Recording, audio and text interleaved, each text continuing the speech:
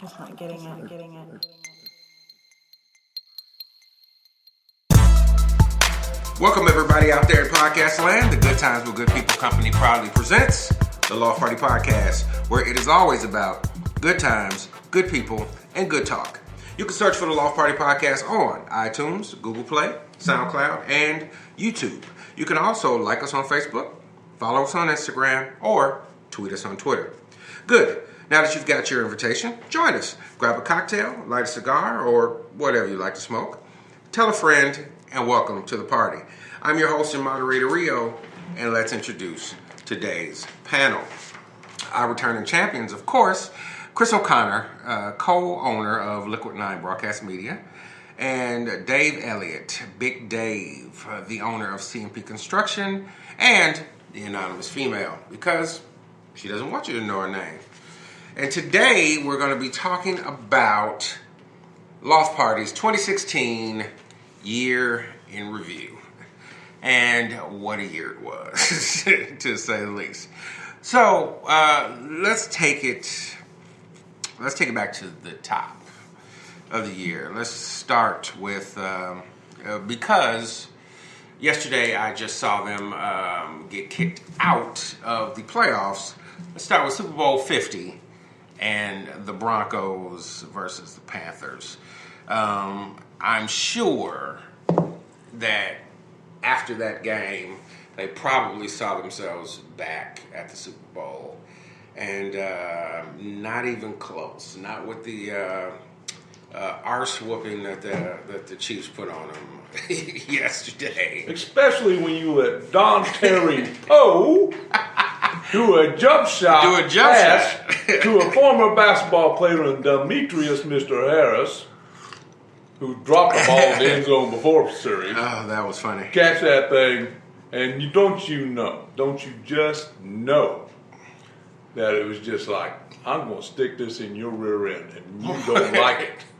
Yeah, it was definitely. We do not like the Broncos. Anything we can do to embarrass the Broncos, I think it's a good thing for the Chiefs. Well, it was definitely insult to injury. I'll tell you that much. And anything we do to John Elway, or as my beautiful wife refers to him as Chippy Chipmunk, is a good thing. All right, Chippy Chipmunk. No love lost there, right? No, there's none. I don't know that if I was the Broncos, I would expect to be back in the Super Bowl. It's kind of a rare thing sometimes. You had an unknown quarterback, and yes, you did have a pretty stout defense, but you can't count on going injury-free for 2 years, 3 years in a row in the NFL. It doesn't really work that way. And while I thought Simeon had a good year, it wasn't a flawless year. He's learning. Yeah. It was his first year really taking the reins. Yeah. I don't know. I would give him 2 to 3 years, but again, they mortgaged the farm on the salary cap, so you don't know how good they will be. And they lost a lot of guys due to that. So. This is very true. Interesting to see. And I think anytime you have a Aqib Talib on your team and put him here with Chris Harris, those dudes are not dudes, no matter how talented they are, I would ever want on my team, ever. And I think you saw it when they got in the fight in the locker room. Mm-hmm. You know, it's just classic Aqib Talib. So, and that's Aqib Talib. This is from a KU guy. Yeah. Both of those dudes went to KU and were on the 2008 Orange Bowl team, and I can't stand either one of them. They're both thugs. Like, dude, in the sense that they're just not good team guys. No. They're talented guys. Exceptionally talented. Two of the best corners in the league. Yeah. But they'll rip your team apart faster than anybody. Yeah, and just not team players like that. I think with the Carolina Panthers, that's a very, very interesting dynamic there. Yeah. Cam Newton, I saw Cam Newton play in the national championship game for the junior colleges at Pitt State against Fort Scott Community College. And buddy of mine's son, who I followed in football, played line for Fort Scott. Fort Scott had him beat until the final 30 seconds of the game, when on a fourth down they had to punt, and instead of punting the ball out of bounds, the punter got rushed a little bit, freaked out, kicked the ball, and they returned the ball. Glenn College was who Cam Newton was playing for. Returned the ball all the way for a touchdown, among blocks in the backs and holdings that we all saw but nobody called. And Fort Scott Community College ended up losing the national championship to Cam Newton. And I was watching this game, and this is why I go back to it. here is this individual who is obviously an unbelievable athlete, standing head and shoulders above all the other athletes on the field. Mm-hmm. And you can see the talent in him, but at the same time, he's just almost a Jekyll Hyde guy. Yeah. You know, and I think that is kind of carried on, not so much at Auburn, because Auburn, he had a lot of pieces around him. Mm-hmm. But when he got into the Panthers, if it's going good, man, that dude's on, he's going. If it's going bad, he just kind of turns the table again. And he just doesn't quite understand, I think, the steadiness and consistency and personality that a quarterback leader has to bring to a team. You can't be too high, you can't be too low. Yeah. You want to be enthusiastic. I mean, you look at Ben Roethlisberger, Oh, who has similar size, the ability to escape. You know, I don't think he runs near what Cam does. No. But he's a similar player.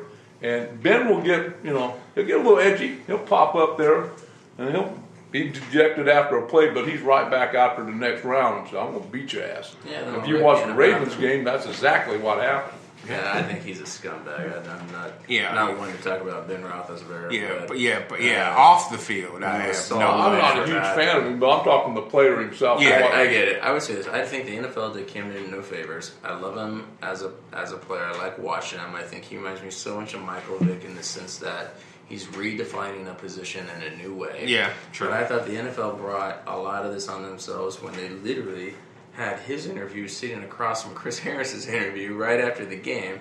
And you got to think, you just lost the Super Bowl, and now you're hearing this guy chirp off about how overrated you were and how much they had a game plan. Well, I agree with that. I'd have been pissed. So that was the start of his year. And if you remember the start of the season, Denver did everything they could to knock him out of that game illegally. And there's no defense of it. And I guess the one defense I have heard that I semi-agree with is he's redefined the position to where they're calling a lot of running plays for him. Yeah. Which turns you into a running back. You're no longer playing quarterback in the traditional sense.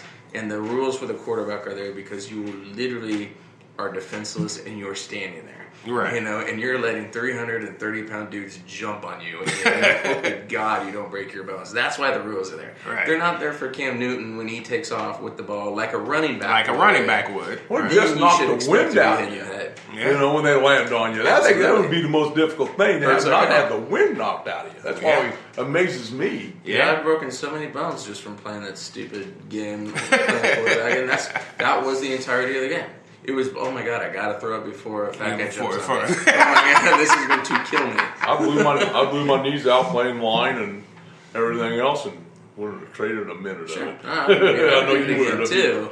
But, I can see Cam Newton's point. When he's in the pocket and they hit him in the head, listen, come on, that's clearly illegal. When he takes off running and they hit him in the head, you got to be smarter than that. Yeah. So, and then it just went downhill. Yeah. So they seem like another one whose locker room just kind of fell apart on him. Yeah, definitely.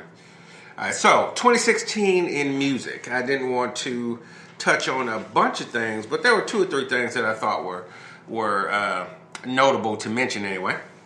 One, as she was when she released her last album, Adele is the #1 selling artist in music currently. Most artists can't seem to sell past gold, let alone platinum. And of course, if you're listening outside of America, gold in America is 500,000 copies, platinum is 1 million. And she sold 4 or 5 million, which is almost unheard of. Anymore to do that. Anymore, yeah. But she appeals to an older audience as well as a younger audience. Exactly. Yeah, she's one of those rare artists that generationally. Well, she's a true talent. Yeah, but it's rare to have an artist that really does appeal to more than one generation of fans. Because her style of song writing and the types of songs that she sings really are kind of ageless, and which is, of course, done her nothing but good. You may think this is a funny comparison, but I can think of two R&B people, old school, that I can compare to her right off the bat. One being the Queen of Soul, Aretha, Yeah. who came out at the Grammys because the opera singer couldn't be there sang opera. Yeah, and killed it. And killed it. Yeah. All right. Yeah. And the other one being Marvin Gaye. You know what? My personal favorite. I'm Marvin Gaye. My personal favorite singer, probably of all time.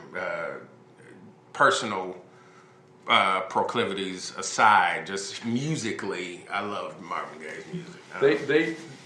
They constantly were able to. They had the vocals, they had the writers behind them. Of course, they had the bands behind them. But they would come out with different type styles all the time. They were constantly evolving themselves. Mm-hmm. And I think Adele has that type of talent. I think she can. Yeah, I just think it's less about talent now. Because I think we could throw out any number of multi-generational appealing acts. What's amazing about what she did is in a world where nobody purchases music anymore. Right. You just don't You buy got people music. to buy. When Marvin Gaye and Aretha Franklin were at their peak, people were buying records. Then they were buying CDs. They were buying it. Yeah. You know, and nobody does that And then anymore. a generation, where nobody's purchasing. Did anybody catch Tony Bennett's 90th birthday party on TV? I got it on my DVR. I haven't watched it yet. Let me tell you, that's something. I'll tell you, there's another lady out there that Tony has influenced in particular that has changed her way and changed her style a little bit and let her true talent come out, Lady Gaga. I was going to say Katie Lang as well. You go back to Katie Oh, Lang. yeah, Katie Lang. Yeah. They both did. If you remember, Katie she was a Lang was country up there, star. just blew away, man. I mean, but she's no Lady Gaga. Lady Gaga is in a stratosphere by herself, and she gets up there and uses her true singing voice and sings.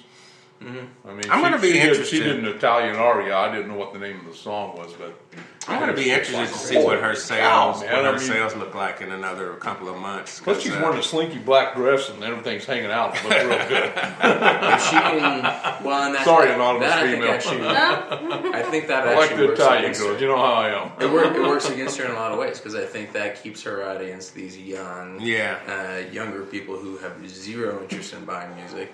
In fact, there was a famous story about how she was the #1 streaming artist on Spotify and just had millions of streams and got just a ridiculous check for like a couple $100,000. It was like a nothing.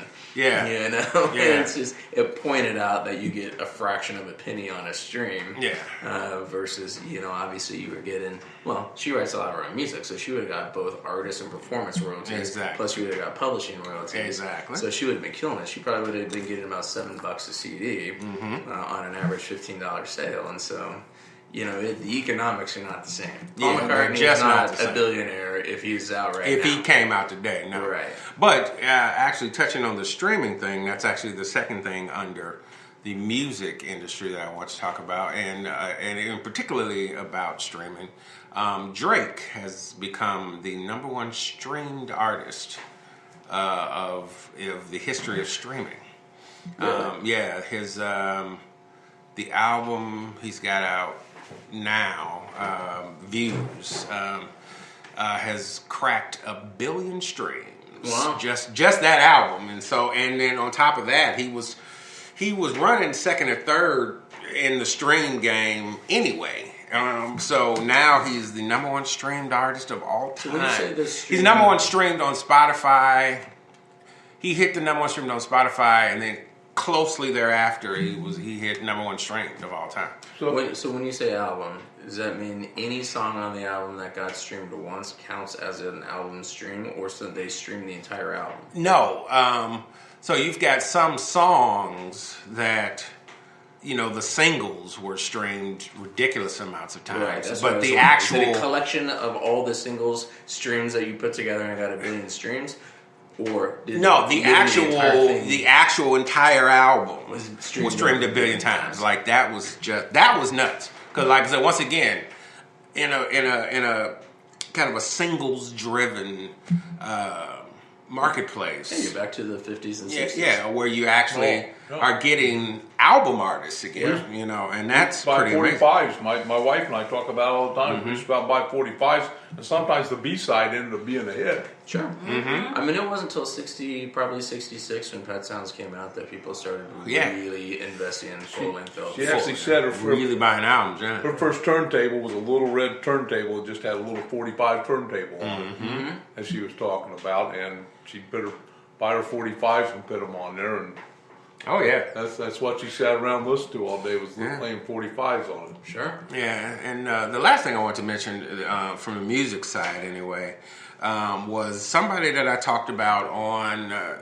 a few of the first of the Loft Party podcasts, and he's turned out to be one of the bigger artists of the year, having a massively successful album that's pure stream, like it's not even for sale, and he had a project he has a band, and the band's called Socks, which is the Social Experiment, and they put out a project under the Socks banners, Donnie Trumpet and the Social Experiment, that was actually the first project that iTunes put out that was completely for free and a stream only project. But I am talking about Chance the Rapper. He went from, this underground hip hop guy that, I was really kind of interested in because he was doing really cool, interesting, really positive music until... He wasn't doing gangster rap or anything? No, super positive. Matter of fact... What I would call progressive rap? Yeah, well, this is what's interesting about Chance. So you remember... who am I trying to... Ray Charles. So remember when Ray Charles was out, and it was really blasphemous at the time because his mixture was R&B and gospel. They slid in the country. Well, yeah, he wanted to be on country, but Chance's... He got upset. Yeah. He got upset because he was singing gospel-ish. Yeah, and Chance's blend is kind of a hip-hop and gospel blend. It's not necessarily, Christian music, but it's definitely positive for the most part. And he's one of the very few actually completely independent artists. There's a lot of artists that they do have major label money behind them, but they claim to be independent, especially in the hip hop world. They kind of claim to be independent, but there's real major money behind them. I think that on the distribution side, I think there's a lot of hip hop artists, and I mean I would throw out Tech as one where they are complete and Strange Music is a completely independent. Yeah, in terms of making the content. Yes, but they do have a distribution. Yes, distribution deal. Universal. Yeah, and with Chance, because he's made the decision not to sell albums. He's making his money purely on streams, concerts, and merch. That'd be hard. That'd be so hard. But for him, it's working. I don't know if that could work for everybody. But for him, it's working, and it's working really well. I mean, he's done SNL twice. He was phenomenal on the Christmas one. Yeah, he was done SNL twice. He did the Ali tribute on the ESPYs. I mean, he's just had an incredible year, and it was just one of those things that I remember the first maybe 4 or 5 episodes of the podcast. I remember mentioning, hey, if you get a chance to hear this kid, and so to watch him come into his own and get mentioned by, some of the heavyweights in the industry as, even Kanye, I remember on one of the award shows or whatever said, that Chance is the future of rap music. And speaking of Kanye, you cannot let this go. No. Without speaking of your favorite subject in Kanye.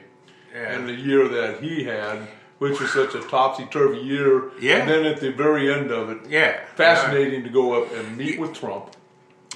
Man, he definitely had he stepped, more than interesting He really year. Stepped out. He had more than an interesting year. I mean, he began the year with a wildly successful streaming album because he decided to do a non-physical sales, or not even an MP3 sales. He decided to go. I think he went with MP3 sales very briefly, like a month, and then decided, no, I don't want to do that. And actually had one of the higher streamed albums of the year, Life of Pablo.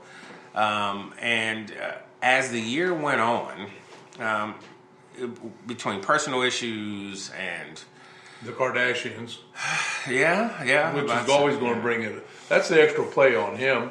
Well, dealing with that. Yeah, the interesting thing is I just found out a couple weeks ago.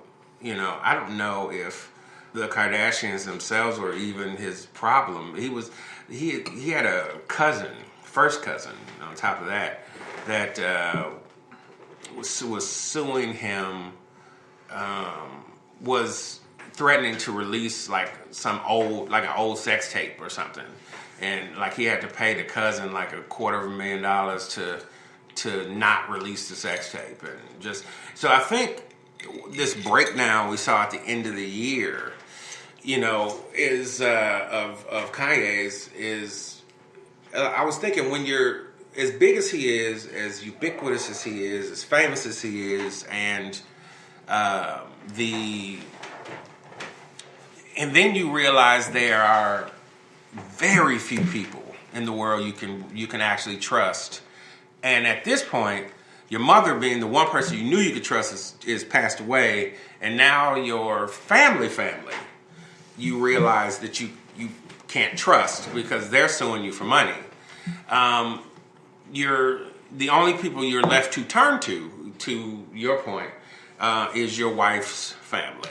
But your wife's family happens to be the Kardashians, and that is not necessarily conducive. Not what I would call a good support base. Yeah, I mean, a little too self-centered. Well, the thing with the Kardashians is you're seeing their edited public reality TV selves. You don't know anything about them privately. Yeah, I mean, because they produce their own show, you only know what they show. Yeah, I'm like, they produce their own show. We talked about that, about how reality TV isn't really reality TV. It's all edited. Well, let me back up a little bit here on his wife. It's not true that she constantly posts pictures of herself all day long. But Instagram. I don't know. She is a model, not like a supermodel runway model, but she is a model. I understand that. And she has a makeup line, a clothing line, a shoe line. I mean, she has to do self-promotion. But I will say this: that is no different than anybody else in her generational block. I will say this: like my little brother, Cedric. Love you, Cedric, if you listen. I can't go down my Facebook feed without seeing 5 selfies a day from Cedric. And my daughter. Yeah, there's gonna be at least 2 selfies from my daughter, maybe 3. There's gonna be at least 5, maybe 6 or 7 from my little brother Cedric. So I just think that's generational. What they do. Okay. Yeah. I mean, I personally don't selfie on that level, but there's a lot of people that do, and I think the younger, if you're probably 30-ish and younger, you selfie a lot. Well, and one thing I can say about her is you see a lot of pictures of her, but you don't see a lot of pictures of her posting her children. Most of the ones you see of her children are paparazzi. Right. So she's self-promoting and doing what she does, but she's not, blasting her family shit out there for everybody to see. But I will say this in defense of kind of your point. I think if you're not emotionally strong, the Kardashian world may be just too much for you, and not because they're bad or doing anything bad. But I think when you're in the spotlight on the level that they are, if you're not emotionally capable of handling it, it will burn you up. You know, It'll overwhelm you. The light is a little bright. Well, I mean, and- look at Rob Kardashian. Look at Bruce Jenner. Yeah, I mean, You can't create your own world and then bitch about the world. no, I agree. I mean, Well, if and you she's create not. that universe and feed into it. Yeah, she Yeah. feeds into it constantly. I mean, No, that's she's her not job. bitching about it. No, I don't think she is Yeah. either. But I do find it interesting if, like, when some of the other people do bitch about it. I mean, again, golden rule: you don't have to look. You can turn off the TV. You can You have the power of the remote. Yeah. You know, the worst thing in the world that ever happened to that show was the ratings. It just dipped like crazy. Yeah. You know, people's just, you got to draw a line of where overexposure is. And, Yeah. You know, Well, you know, it's funny. You know, the Kardashians, and once again, I am not one of the people who kind of condemn them on any level, but they, you know, there was a line in one of the Batman movies, you know, that, you know, you either die the hero or you live long enough to see yourself become the villain. And I think that's what has happened to the Kardashians. They've lived so long in the, you know, I mean, they're on what, season 9 or 10? Yeah. Like, and most reality shows just don't last that long. Well, not their it's- type of reality They have show. a small bar and a sponsor, and there are a lot of other things going in their favor. But I would say, this is all I would say in terms of how well they've done it. Mm-hmm. That there's 4 people sitting around on a Monday night at 7 o'clock or 6:30 or whatever it is, talking about them. I And think I can you guarantee you there's nobody in LA at 6 o'clock. Hey, talking about any other 4 of us. Exactly. So don't get rid of them. So let's move on. Let's go to the Olympics. There was a lot of highs and lows in the medal counts. We saw, I keep wanting to say, Lochte? no, the gymnast, the girl gymnast. I keep wanting to say Gabby Gifford? Or the new one? I know the new one. Yeah, I keep wanting to say. I keep her wanting to name. say Gabby, but I'm thinking of No, it's the not Gabby. It started with a D, didn't it? Dominique. Dominique? Yes. Yeah. Dominic Wilkins? No. From the No, that's the basketball player, Chris. the gymnast. Wasn't she the gymnast? Yeah. Dominic Wilkins? Little tiny No, guy. Wilkins. He was in Atlanta basketball. Yeah, he was a Dominic, Hall of Famer. I don't know if he ever made Hall of Fame. I think he made College Hall of Fame. Wilkins. I think it was college. I think he just got into CBE not long ago. But so I mean, from kind of what were they? The Fab 4 or 5 this year? No, they were the final 5. Well, they were phenomenal. This year, and they did some phenomenal. Gave us some phenomenal things to watch. Moshianu, that girl? No. No, look. I don't watch the Olympics. Yeah, at all, no. so- Simone Biles is the Yes, Simone Biles. Simone Yeah, Biles. That's it. I'm thinking Dominique. Who was Dominique? Dominique Olympics was, before last. that was the Olympics that was before last. when Yeah, our yeah, kids yeah. were She was very good also. Dominique. Yeah, that was that a was while when ago. that was was when what's her name hurt her foot. And Still she did did her the vault. Nearly Dominique was in that group. Now, she was a badass. Yeah. So from the final 5, just putting on a dazzling performance for us, and of course, the United States, being one of the leaders in the medal count. But I think the thing that we, and I mean just about everybody, left the Olympics with, getting back to what you were about to say, was Lochte. Well, the Olympics in general were so exposed, from the Zika virus Exactly. to the just setting up the whole Olympic Village to The sewage. to Russia's doping scandal not being being allowed to removed compete, from the Olympics to Ryan Lochte. I mean, it in some ways overshadowed all the really great moments. Yeah, it. absolutely. I found something interesting because, the hype of before the Olympics, where they said some in the rowing and you know when they were doing all the events they had in the lagoon that was supposed to be so polluted, and they said some people pre-Olympic had gotten sick. But I never heard the media talk about anybody after the Olympics that people got sick. No, and they came back and said they hadn't. I mean, now if anybody is following up on it, because so much other shit has happened in the world and news since then. Well, the village wasn't ready. I mean, they had major problems with the village. That was the biggest problem. That the athletes really didn't have good places to stay at. You were supposed to be there wood framing that. Well, they framed it, but they framed it right in front of a bunch of raw the framing was good. The plumbing sucked. Right. Exactly. Well, but yeah, I could say that for. I'm sticking up for my industry. Yeah. Even if they are Brazilian carpenters, they're probably good carpenters. Actually, probably brought a bunch of people in from other countries to build anything. Absolutely. I'll bet you they did. Absolutely.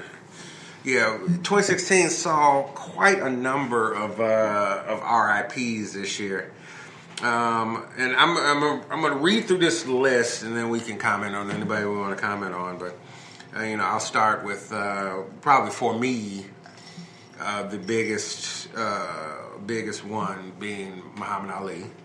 Absolutely.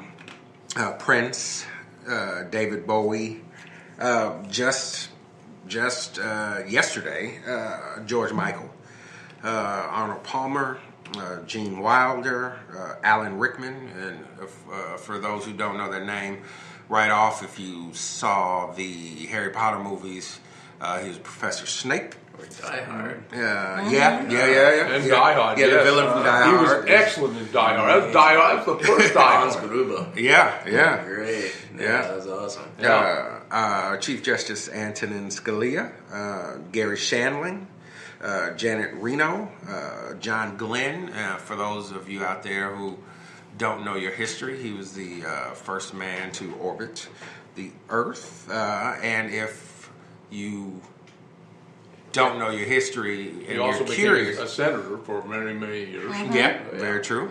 If you don't know your history and you're curious, the movie Hidden Figures talks about not only his mission, but the people behind his mission that created the math that allowed him to orbit the Earth. The movie coming out. Yes, the movie coming out. Harper Lee, the writer of To Kill a Mockingbird. Just to name a few, because they were actually Alan Thicke. Yes, and Alan Thicke. Yes, I have a personal RIP today. I have Nanny M from Kansas, and that goes back all the way to Wizard of Oz and everything else. But my Annie M, I was a little bit of a mistake and an early arrival in my mother and father's life of what's supposed to happen at the time I happened. And my Annie M is there's 3 sisters in the Brady gang, obviously the Irish side of the family, and they all grew up on a turkey farm outside of Paola, Kansas. And so Annie M's the youngest, and she ran into health problems in her latter years, and she passed away yesterday on Christmas. Oh man. But Annie M took care of me when I was a little baby. And so I've always had a little bit of a special bond now. So this shout out to Annie M. She was a good Catholic woman. She was very liberal. She had a lot of compassion in her heart. We would argue about clean energy quite a bit. Our arguments on the coal power plant out in Kansas were somewhat epic. And but she was just a good, loving person.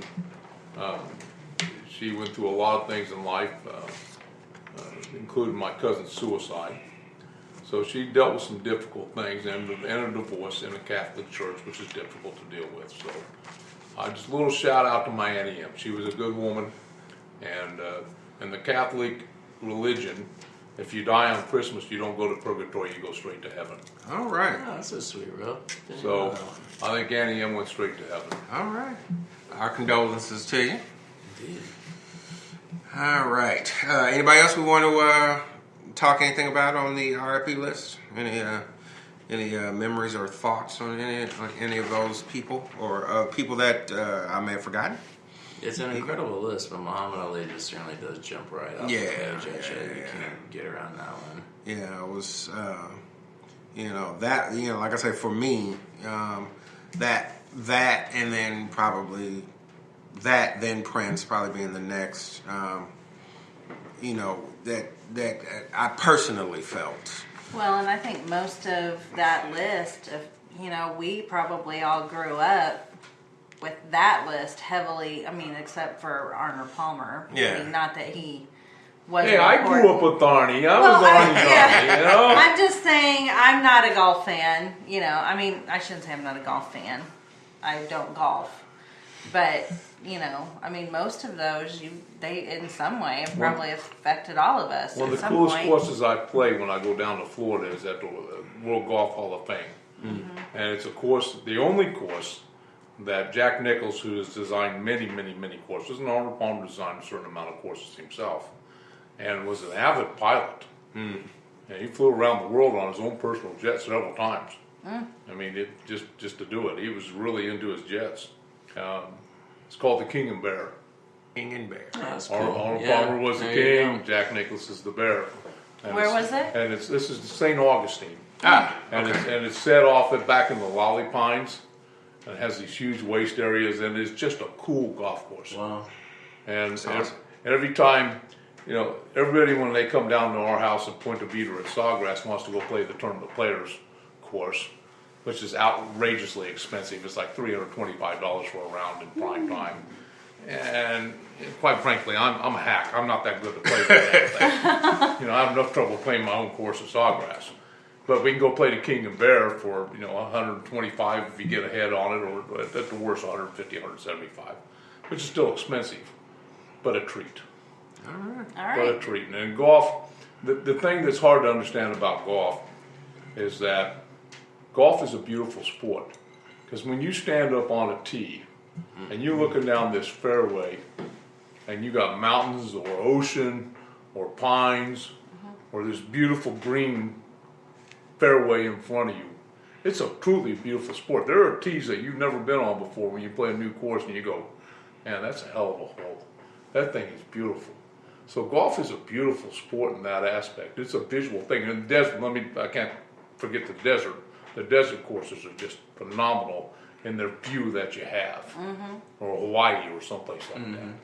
So that's why a lot of people don't understand about golf. They think we're crazy. No, I don't think you're crazy we at are all. Crazy. We're trying to hit this little white ball and make it go straight. It doesn't I happen think it very takes well. a lot of skill.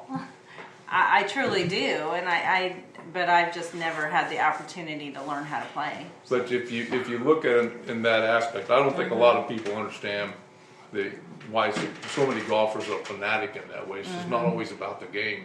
It's about where we're playing, and we're outside. Yeah, that'd be nice. And it's kind of the only sport that you get to play yourself. Yeah, I would feel that like you're playing yourself and the course.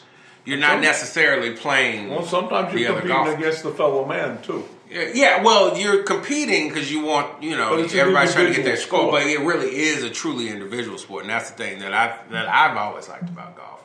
I've always learned that the guy drives in front of me before I hit the ball, I just hit him in the back of the head. It kind of eliminates the game. That's the football mentality. I've advocated for tackling guys when they're trying to hit, but I never get there either. Hasn't happened yet. Not yet. See, that'd be Chris's game. Chris and I can play match play that way and do very well, I think. It's the only way we'd win. All right. Next on my list, before I bring it stateside, is Brexit. Brexit. Okay. I think, with everything that was going on in our political climate at home, I think we saw the precursor to it with Brexit. I think worldwide there's, a frustration being felt by people that, they're kind of tired of the way that the current institutions are doing things or handling things, and they want change. You know, actually, it was a good quote we heard earlier was, I'm not 100% sure that people know what they want to change from or what they want to change to, but they know they want change. So where's going to change? And of course, when you have that type of frustration, but it doesn't have a direct focus, you get things that are unprecedented happening, like Brexit, where Britain decides to leave the European Union, or stateside, the hilarity that was the election season in the United States, and with that, let's go back to the primaries. Go back to what? To the primaries. And so I remember thinking, toward the beginning of the primaries, that there was not enough competition on the Democratic side. But, I also figured that the Democratic Party had probably figured that it was probably just Hillary's turn. And because they were preordained to who she was. Well, I think they thought it was her turn when Obama ran, but he was a better candidate and he won. You can go back to John McCain on the Republican Party in 2008. Yeah. Same thing. Yeah. So it was his turn. They kind of looked at his turn. And he blew it huge. And I think that's kind of I hate that I think that it's true, but I think that our political parties have kind of gotten to that place where they're thinking, well, such and such has waited long enough, it's their turn. This isn't a new thing. No, it's not a new thing, but what I found interesting was on the Democratic side, it was her turn. But on the Republican side, what did you have, like 13 or 16? Yeah, like 16 people vying for the Republican nomination, and as I called it toward the beginning, the Republican field, and truly no disrespect for the Republican in the room, but I felt like it was just a parade of fuckery. I did not understand how any of those candidates were qualified or ready to hold the highest office in the land. And some of them were just downright wacky to me. Well, on the Republican side, I can't disagree with you. I mean, it was interesting. I will tell you this. I've been reflecting a little bit, and I went back to George Orwell a little bit. And I'm going to... A book that was required reading when I was in school, that I'm certain is not required reading now, is Animal Farm of George Orwell, which I think came out in 47 or 46. I don't even know if it's on the reading list anymore. Yeah. I would encourage people in podcast land to download, and I'm going to download it again, Animal Farm with George Orwell. And what was the book about? Well, the book was as he called it, a fairy tale.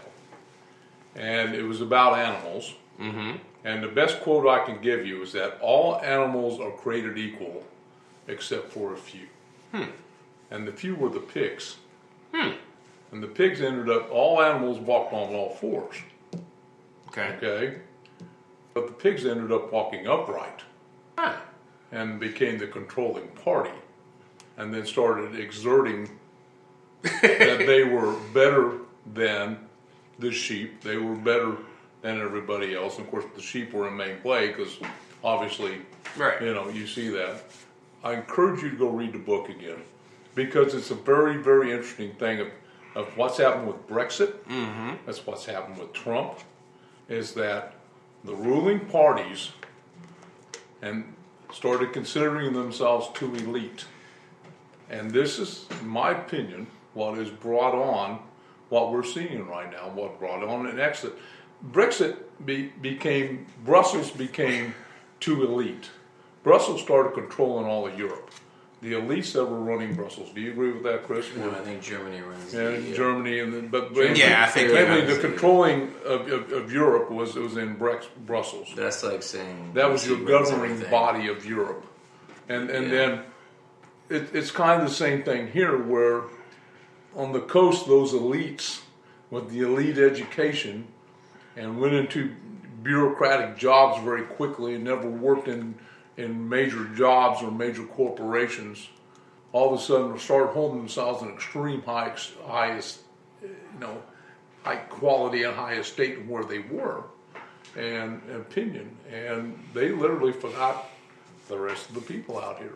I'm going to throw out an alternate version, which I think will play true over time. If you're looking at where these things are happening, you're looking at, for lack of a better term, first world countries, where they cannot afford the manufacturing, and the ones who are really fighting, Brexit being an example, Trump's winning, if you look at the states that were pivotal in winning, were manufacturing jobs that were lost. Yes. And I think these people are butting their heads against the wall, wishing they could turn back time to a different era when that was going to be affordable and actually work in the States, and it's not. And there are people who are horrific about adapting to change and not understanding that the world's different than it was, and need to catch up with the times, because this is a losing argument to say that we're somehow going to get manufacturing back in England or in America or any of these places.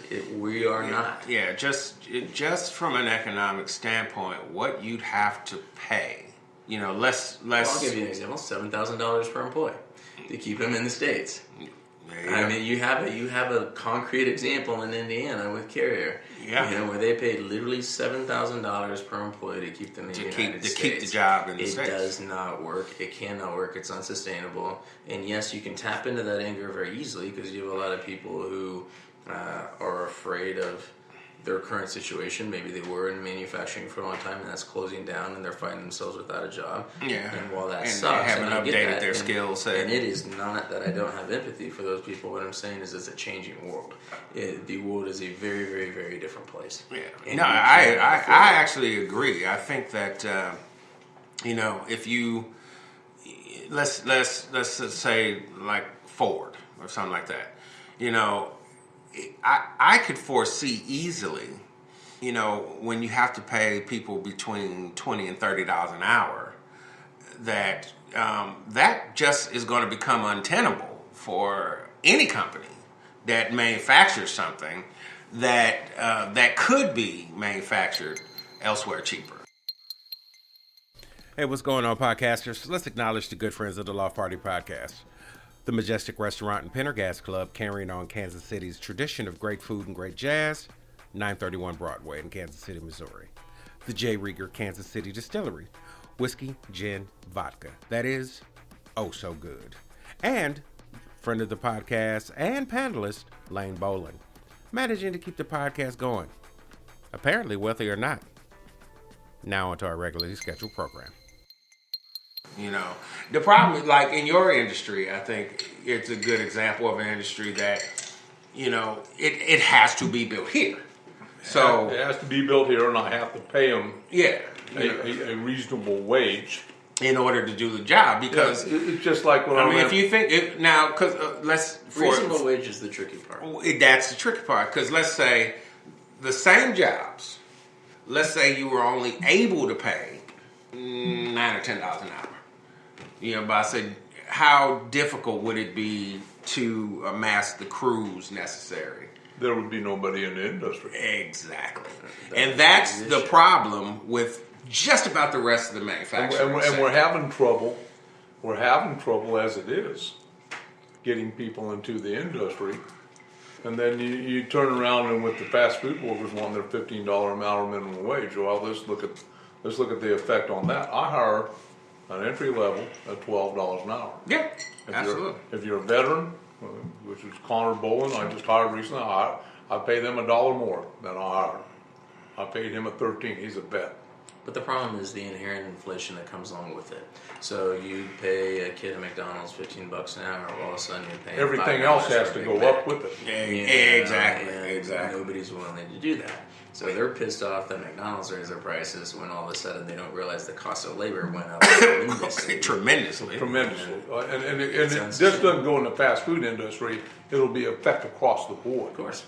Well, you know, and as I do believe, which wasn't on my list, but I think it all bears together. You know, as I do believe That's a 2016 minimum issue. Yeah, I think the minimum wage does need to go up. $15 an hour is just untenable for any industry. You know, if you're going to put out a protest and an argument, then I'm a realist, because I deal with reality every day in business. Yeah. You have to be realistic about it. Yeah.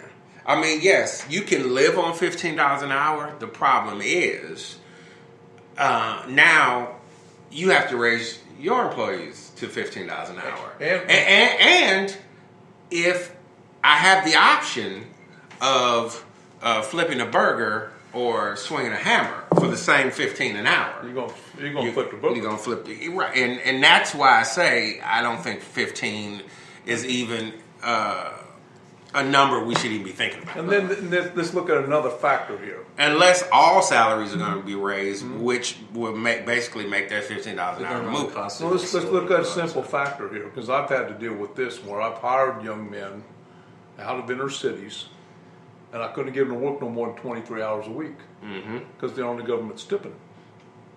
So if you're paying 15, are you really going to get them off the stipend? I don't think so. They're going to work less because they can only make X amount of dollars. You know, until we can turn around and realize you're going to pay these people a stipend anyway. Good. Pay them 40 hours a week and let them get that stipend at the same time until it becomes, give them a period of time to do this. And then, all right, we're going to take you off the stipend now. You're working a 40-hour week. It's time for you to stand on your feet. True welfare reform. True welfare reform to try to get people off welfare. I've been on this. This is the thing I firmly believe in my heart. That this is the way you raise people up, not keep them where they are. It's time to raise people up. You really want to make a difference, you raise people up. It's a complicated situation. It's a very complicated situation. It'd be very hard to do because this is generational. And it's not just a black thing, it's a white thing too. This is across the board. Yeah, people, like, fast food industry was not meant to be a career. No. It's meant to be a high school starting out job to get work experience. I worked at Sonic. You know, retail, fast food, all the stuff like that. It's not meant to be. You shouldn't think that you could support a family on that. I worked at Hy-Vee for $1.75 an hour. That was minimum wage back in that day. Yeah. I guess my bigger issue is... And I got raised to $2.50. When you Until I started messing with the boss's daughter, and then I got fired. When you set up a national minimum wage, you're assuming that the cost of living is equal across the board, and it's not. Yeah. So that's one. Secondly, I don't know how you can tell somebody who's more than happy to work for $10 an hour and would take the job for that. Yeah. Too bad for you is $15 an hour, and I can hire anybody, and everybody's equal. That doesn't make any sense to me. Yeah. You know, I mean, basic economic forces come into play all the time, and I think you have a good point, because I've seen it myself where people want to stop working at a certain point because they're afraid of losing government benefits. That happens constantly. And then beyond that, I'm like, it's just the free market at work. At some point, prices get driven down if you're able to keep your labor down. If you decide to raise everybody's wages, I guarantee you every company, and you and I are a little bit different because we're private companies. Imagine being a public company where you have to show positive growth every quarter. Yeah. That doesn't work, especially when your labor costs just went up by 10, 15%. Well, your labor cost will always be a fixed number of your budget. And look at what McDonald's is doing anyway. In response to that, they're putting in kiosks, and they're doing as much as they can to get rid of employees. You got to keep your labor. So you want that $15 an hour? Great, but you're going to be one of three people working here. Exactly. You know, well, like you will literally be the manager or flipping a burger. You will not be taking drive-through money anymore. Yeah. I've always had a point where I look at an employee that's not working a lot of hours, and let's say I'm paying him $15 an hour, and he's working 30, 32 hours a week. All right, and I walk up to him and I say, I didn't realize something. I said, you only need X amount of dollars to survive, right? So therefore, if you're only working 30, 32 hours a week, I should cut your wage at least $2 an hour, because then you'd have to work 40 hours a week to make the same amount of money. I don't understand. I feel like, and maybe, I obviously have never, I guess it's not obvious, but I've never been on welfare, so I don't know. But, when I got unemployment, to me, everything should have a natural end. It shouldn't be a forever thing. It's as soon as you get a full-time job, you should no longer get those benefits. Well, there isn't unemployment for sure. Well, yes, but I'm talking about welfare. Yeah. I feel like there should be a natural end. And to make people want to get out and take care of themselves, you should theoretically say, you now have a full-time job, you no longer need these benefits. But maybe you need to a certain extent. But I'm not against a social program What? to help them raise themselves up. I guess I'm not one to be. I want to take care of myself. Nobody's opposed to the safety net. They're opposed to abuse of a safety net. Right. Yeah. And that's anytime you start setting minimum expectations and minimum rules, you have any number of people who are going to do the bare minimum. Oh, absolutely. And that's what happens. Absolutely. So, And they somewhat deserve what they get in that situation. And that's a real hard thing to say about people. And, I have a lot of people who tell me, well, you just have no heart. No, I understand what's have to pull yourself up. I understand it as well as anybody out there. When I was growing up, my mom and dad, my dad lost his job. My mom wasn't working. We had food stamps. So I guess technically that's welfare. You were on welfare. But they didn't, as soon as my dad got a job, they got rid of it. It was, and it was like 6 months. Well, not only that, I would So imagine your dad had a certain amount of pride. Well, He did what he had to do to take care of his family. And I'm sure that was very hard, He but- was happy to get off the stamps and provide for himself. That gives you a certain amount of self-esteem and pride. I'm able to take care of my family. That's my job. I'm the husband of this family. I'm the man of this family. My job is to try to do my best to take care of my family. If I need food stamps to do this for a while, then I need food stamps. If I need unemployment to do this, I need unemployment. the flip side is, I will tell you and again, I don't like using personal examples as a rule of thumb because I think that's very dangerous. But when I worked overnight at a gas station, you'd have people, this is back when you actually had not the card, but the fake dollars or whatever they gave you. They would come in and buy a Jolly Rancher so they get 95 cents back. Mm-hmm.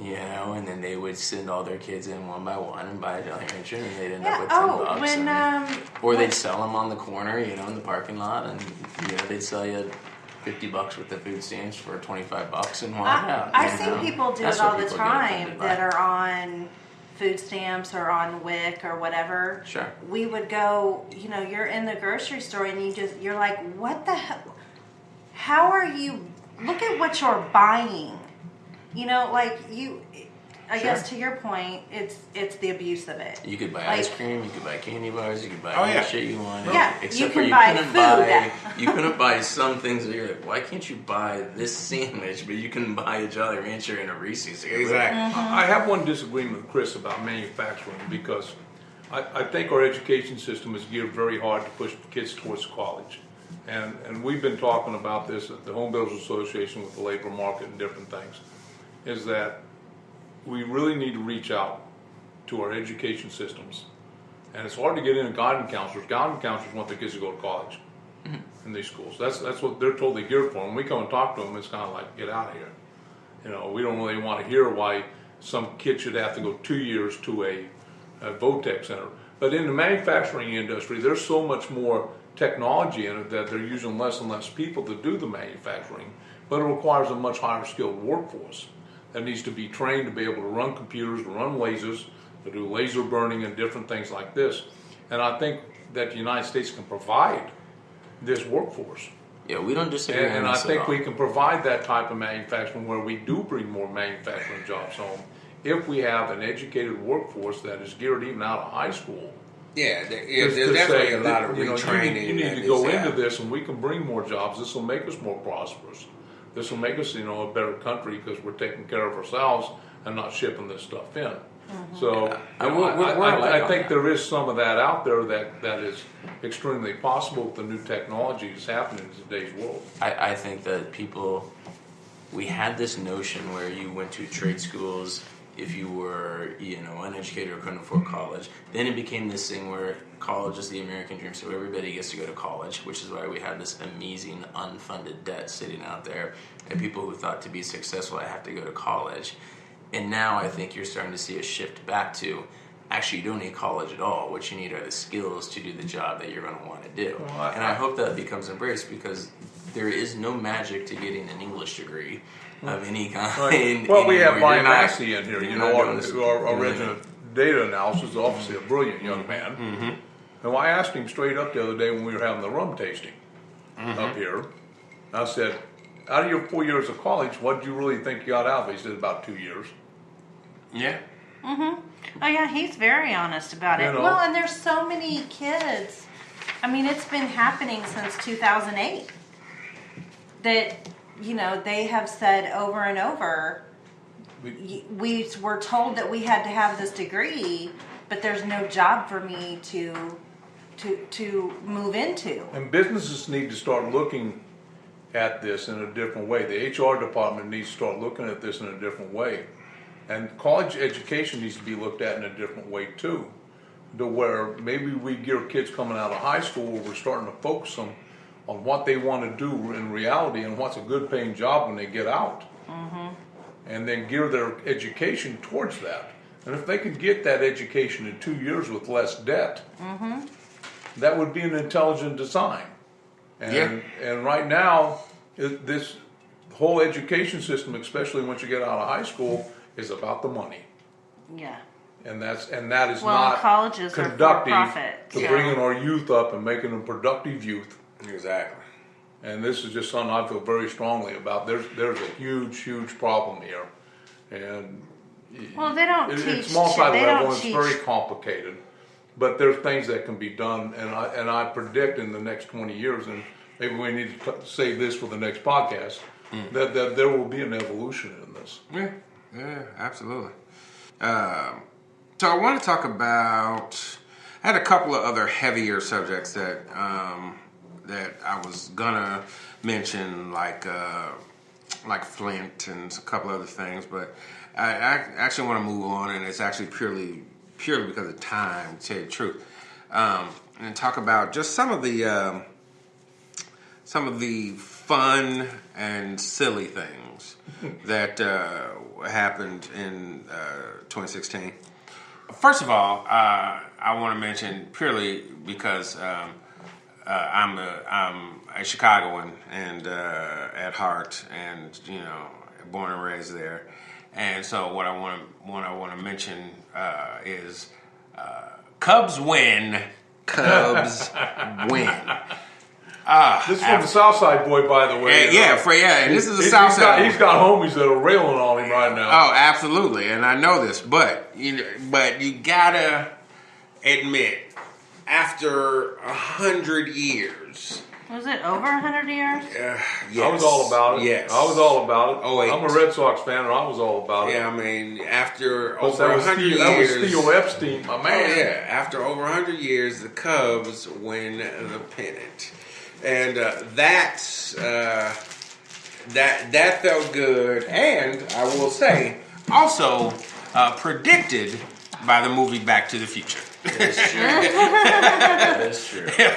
Which I thought was hilarious. That Marty McFly. Wrong year, though. Wrong year. No, it said. I thought it was off by a year. It was off by a year. Was it 2015? Yeah. Did it say? Oh, okay. But because they talked about how good their record was the year before. Yeah. And they really thought, was this going to be the year? And then it wasn't. Then it wasn't. Yeah. But pretty damn close. Hey, I'm not mad at it. And I'm probably one of the only people who was disappointed by it. And not that I don't like the Cubs. I love the Cubs. There is just, when you think about stories in baseball, that was an incredible story. Like they remind me of the Cleveland Browns. You every year in and year out, you kind of want them to make it. Right. You kind of don't. You kind of don't. Lovable losers. Yeah. And the Cubs were always like that. Yeah, oh, yeah. I mean, think of the Bartman year will be one of the most famous years in baseball history. If they had won the World Series that year, that becomes less interesting. Yeah, it becomes less interesting. But that is now one of the most amazing stories in baseball. Absolutely. And the fact that that's dead makes me a little sad. Although I'm extremely happy for the city of Chicago, and obviously you and I both have an affinity for the city. Of course. Quite a bit. So, of course. I do like that. Of course. And on to a few silly things. The 2016, the year that Snapchat exploded, with a lot of help from celebrities like DJ Khaled, who really redefined what Snapchat could even be used for, and made it one of the most exploding social media platforms, which I must admit I didn't see coming. Except, I will say this, because the anonymous female and I have had this conversation before. Anything cool, whether it's music or tech gadgets or whatever, Or your food. generally look toward teenage girls. Oh, I got Snapchat. I think it started in 2012, 2013. Something like that, I started looking at that when my daughter started using it, and I was like, I need to know what she's doing, because that was also when they were talking about the whole, it was really popular with teens because they disappear in 8 seconds. Yeah, so people they were take a picture and it's sending gone. nudes or whatever. It was just snap porn. That was all it was when it started. Yeah. But now that you're on it, I guarantee your daughter's onto something else. Oh, absolutely. Actually, she still does Snapchat, but yes, People she do, is. but I always try to ask her ever so often. And Mario and I actually started having this conversation when Rihanna became a teenager about, teenage girls really, they're the ones that want the newest gadgets. They use them the most. They, just, it is amazing to me most how of your entertainment fast entertainment. my daughter can text. Oh, yeah. It is ridiculous how fast she texts. It's like a secretary in the 50s. She Dave, I mean, like 300 words a minute on text. I can't even use my thumbs to do it. It's a one finger deal. Yeah, man. And I hit so many wrong letters. Absolutely. And then autocorrect is always there to screw you up even worse. Exactly. Exactly. But And Siri certainly doesn't understand me at all. So talking to Siri and me is like. Yeah, they take total adventure in what Siri understands compared to what I say. Exactly. She definitely keeps us. Not that we're not, we kind of read up on stuff and we like technology, but she definitely keeps us a little bit ahead of what our circle kind of knows about. Exactly. How old is your daughter now? She's 17. Yeah, 17, get ready to go off to college. About ready to go off. Mm-hmm. Yep. Some of the stupid challenges that came out in 2016. I mean, I do have to admit though, the ice bucket challenge. I mean, it did. Yeah, which was the thing in 2015. It was the ice bucket challenge. But in 2016, you had the Mannequin challenge, which I don't even know where that was. That's been fun to watch. Which those videos are fun to watch, but it just seemed it's just goofy. The water bottle challenge. It's okay to be goofy every once in a while. Oh, absolutely it is. Absolutely. Goofy's a good thing because we got way too much serious shit in our world right now. You got that so right. For people just to have fun with something, hey, I'm all about it. Yeah. I'm all about it. The water bottle challenge. Yeah. Oh yeah. To the point of the basketball NBA's, players got into that. Almost getting in trouble. They're during NBA games, they're water bottle challenging on the sidelines. It's crazy. The other one that I thought was just really ridiculous. And of course, you only saw videos of high school kids doing it, but the backpack challenge where they basically had to run through a line of people on both sides and just get whacked in the head with backpacks as they went along. Well, and if they're as heavy as were they my trying to take son's- the backpacks off of them? No, they No. were throwing them at the people. yeah, at the like kids. I guess it was just to see if you could make it through the line. Yeah, I guess, but if it was they just. were as heavy as my son's backpack. Yeah, somebody got a school concussion nurse- from backpack challenge. Yeah, his backpack was 75 pounds. He carried around all the time. Yeah, because he never went to his locker. He hated going to his locker, so he carried everything in his backpack. Did he keep it on both shoulders or on one? He actually kept it on both shoulders. That's smart. Because he's he's a big dude. He was in the Marines. It probably didn't feel like it because he was empowered. So I'm like, well, your backpack in the Marines is actually 15 pounds lighter, so you should be You good. should be all I right. used to hike the Appalachian Trail and be gone for weeks at a time back in my day when I was living in New England.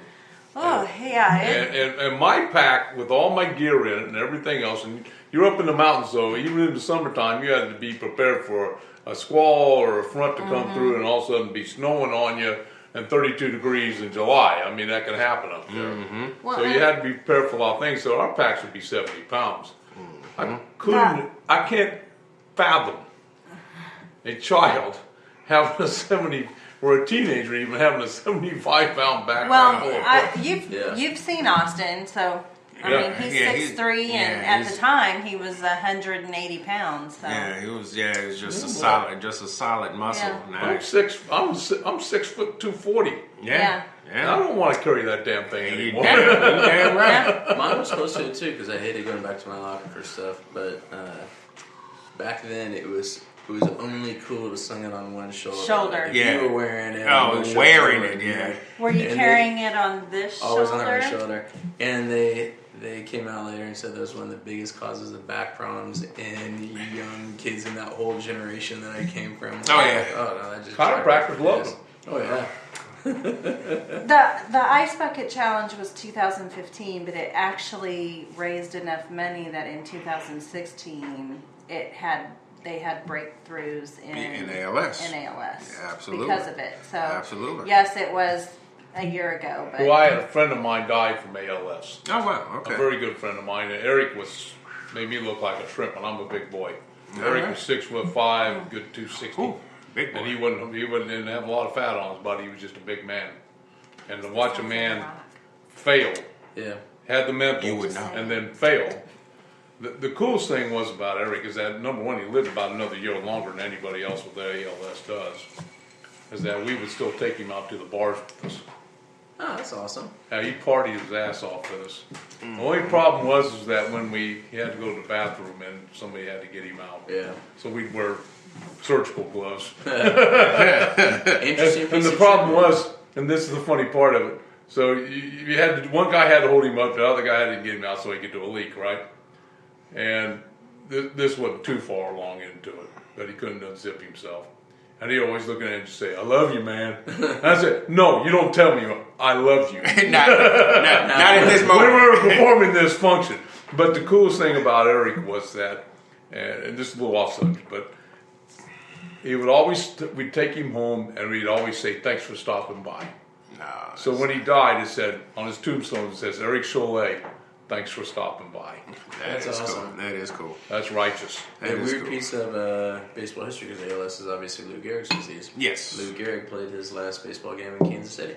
Oh It was wow. a spring training game that they played over at the old Memorial Stadium off of Brooklyn. Nice. So there's a little plaque there, and it's very nice. I think the last thing that I had on my list, I had a few other things on my list, but like I said, for time, I'm cutting it down a little bit. Last thing I had on my list was new money. Harriet Tubman going to be on the $20 bill. Not completely taking Hamilton off the $20 bill, but they're going to do $20 bills with Harriet Tubman. Yeah, with the Which I think is awesome. Yeah, I'm about to say, so it's kind of, Currency should change. yeah, well, it should change. But it just got me to thinking in an era where we had the first African American president, and then get the first African American person on American currency. That for me personally is a tremendous point of pride, and so I thought that new money should get mentioned on the list of 2016. I always thought Frederick Douglass would have been a good one. I actually did too. Because he was an amazing man in a lot of ways, and a politician, and a changer. Yeah, but I say I would have thought him. I would have thought. You can always look at Martin Luther King. I would have thought. Too soon, I think. From Martin Luther King would eventually be a good person to put on there. I would agree, but you don't have FDR on currency. You don't have a lot of people. I mean, it's interesting. When are they putting her on? I don't know when I that thought actually it was like starts. by 2020 or something. I think that sounds about right. Yeah.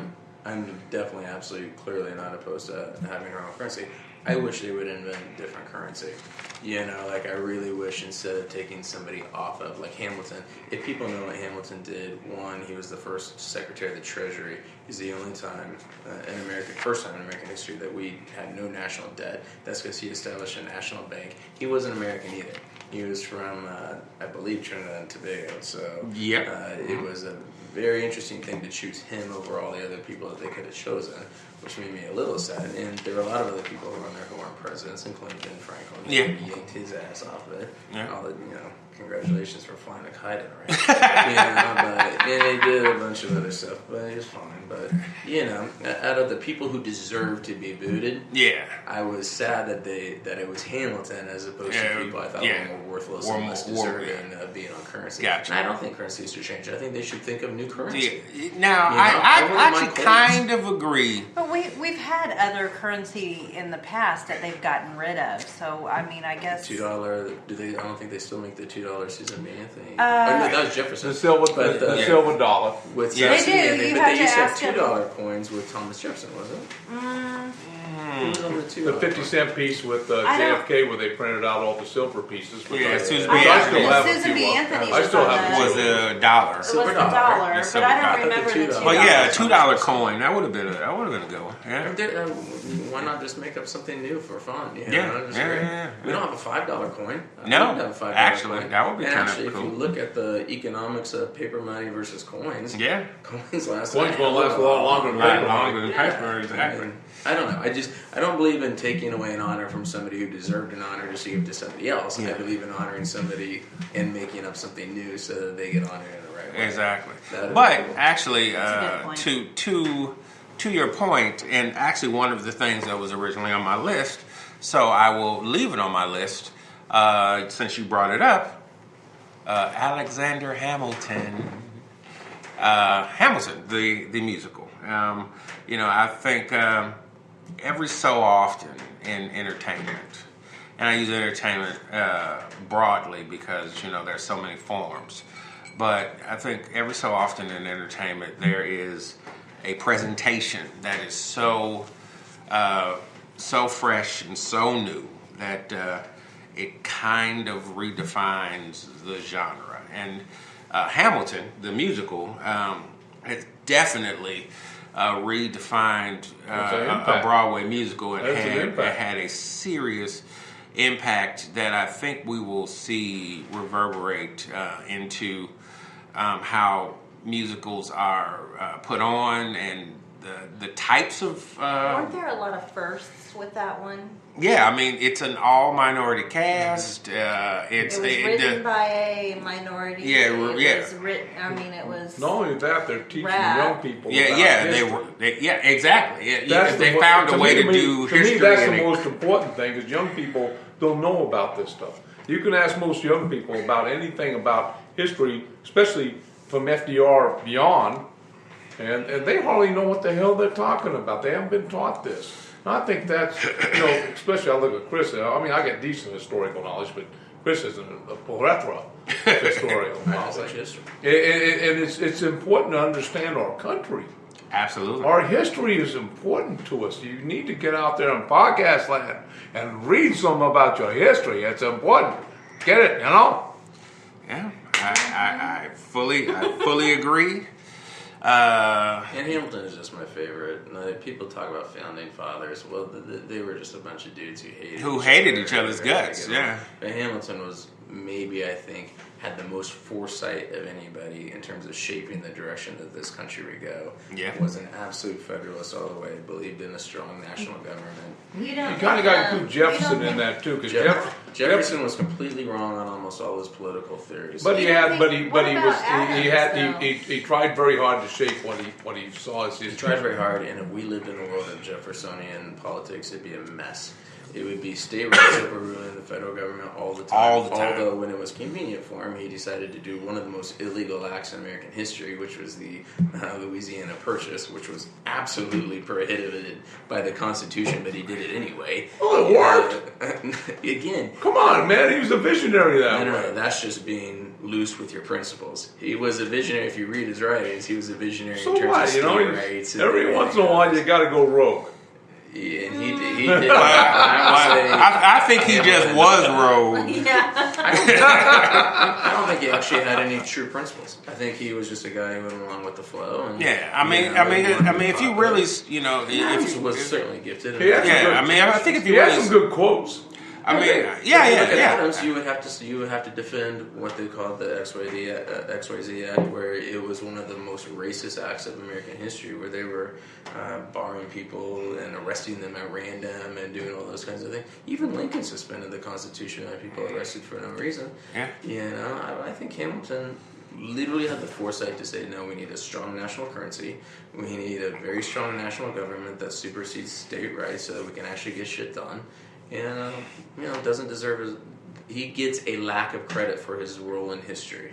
So I'm glad and stunned that that was the story. They chose him first off, and that is a bit. I would have liked to have seen it when the original cast. Yeah, because he has since retired from his role and is working on other stuff. Yeah, and the traveling company may look like the original company, but I don't think any of the original players are going to be in the traveling company as it moves around the country. And once you get past, they made a crap load of money. Yeah, this is very true. You seen what them people are getting paid? Oh, absolutely. They're making money. Yeah.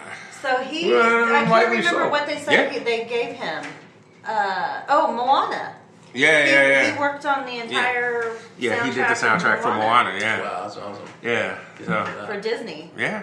That's cool. That's a big gig. Yeah, that's a huge gig. It's amazing to me that you go from... Was that his first play?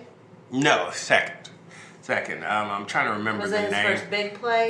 No, actually, his first production was a Broadway production, and it got critically acclaimed, but it was nowhere near the kind of ground. He was also in it. Okay, so going from that to Disney. To an explosive. Yeah, going from his first play, where it was very well received, very critically acclaimed, but not nearly as well attended or anything like that, to something explosive like Hamilton. And he was working on something else too at the same time. And now getting some of that Disney money. Yeah, we're not mad at you letting that well. We're not mad at you. And doing Hamilton, all three of them at the same time, and I think that was the one thing that could continue on. Right. Without him was the play. Sure. Yeah. This is a side note, and this certainly doesn't have to make the podcast, you can edit it out, but it was something that made me think of you the other day. Because I was thinking of how many projects J.J. Abrams must work on at one time. We actually were talking about J.J. Abrams yesterday. J.J. Abrams and freaking Michael Bay. Yeah. I'm like the two of them. If it's sci-fi, know what movies I haven't seen lately that hasn't had one of them It's somehow ridiculous. involved in it. Yeah. And if you think of the average length that it would take to make like a Star Wars, that's probably Yeah. a 3 year That's a 2 to 3 year investment of time, yeah. At the same time you're rebooting the Star Trek franchise, at the same time you're developing Westworld and doing all these other Yeah. This is nuts. Yeah. Plus you gotta think On he top still has of residual business from Lost and all Yeah, that. yeah, Well, yeah. and he does all the Star Trek movies. Yeah, Yeah, well, so and he the rebooted that what was the He did episode 7, right? That yes, was he JJ. directed. He directed. Yeah, I'm trying to remember the one with the giant alien. What was that? The giant alien Cloverfield. Cloverfield. Oh, So yeah, he's because there was a Cloverfield movie that I mean, came all out. of those must be in at least semi-development at the same time. At the same time, Not to yeah. mention the residual business you'd have from things you'd already done. Exactly. Where they Exactly. need you got to read over contracts. Exactly. you gotta talk I'm about like, business yeah, that and dude- structure. Well, and he owns It's a amazing. production company, doesn't he? Bad Yeah. robot. Yeah, bad robot. Bad robot indeed. Yeah. So sorry, that was a side. No, you're good. You're good. Anyway, out there in podcast land, we here at the Loft Party Podcast, and me personally, your host Rio, I have to say that I am eternally grateful for all of you out there who have been tuning in and listening to us give you our views on today's topics and politics and such for the past almost year. 2016 has been spectacular for me personally and for the Loft Party Podcast, and I am more than looking forward to providing you the same, if not even more quality content in 2017. So, Here. Loft Party's 2016 year in review will be the last podcast of 2016, but that is not to say we won't be right back at the top of the year with Loft Party Podcasts looking forward. We're going to look forward into 2017 on a personal level, a political level, social level, and see if we are reading the tea leaves properly and telling you everything that you need to know. And hopefully we'll be keeping a little track to see if some of our predictions come true. And with that, I am going to end this podcast the same way I end all podcasts, and that is with the toast that kind of started it all for me, and that is to good times with good people.